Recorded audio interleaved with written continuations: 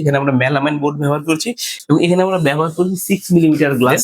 এই হ্যান্ডেল গুলো কিন্তু জারা কোম্পানি এবং লক গুলো কিন্তু টপ রেটের আমরা লক ব্যবহার করেছি। 100% গর্জিয়াস লুক আসবে।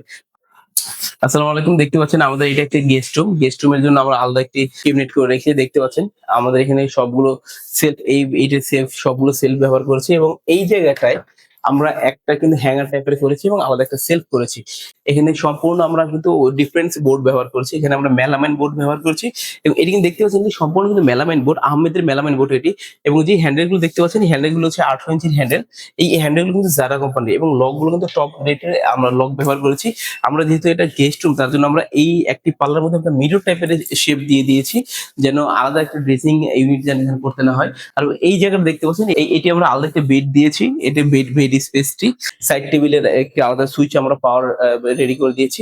আমরা যদি এখন একটু এই অ্যালুমিনিয়াম ব্যবহারের কথা বলি, এখানে আমরা ইডিএফ অ্যালুমিনিয়াম ব্যবহার করেছি এবং এই নেটটি কিন্তু হার্ড নেট। এই নেটটি আমরা হার্ড নেট ব্যবহার করেছি এবং এখানে আমরা ব্যবহার করেছি 6 মিলিমিটার গ্লাস এবং এই দেখতে পাচ্ছেন এটা কিন্তু ইডিএফ জেনারেল অ্যালুমিনিয়াম। এখানে আমাদের যেহেতু কাজগুলো অনেকদিন আগে করা হয়েছিল এবং ময়লার কারণে জ্যাম হয়ে গেছে, আমাদের কাজ শুধু কমপ্লিট এখনো ফিনিশিং দিতে পারিনি।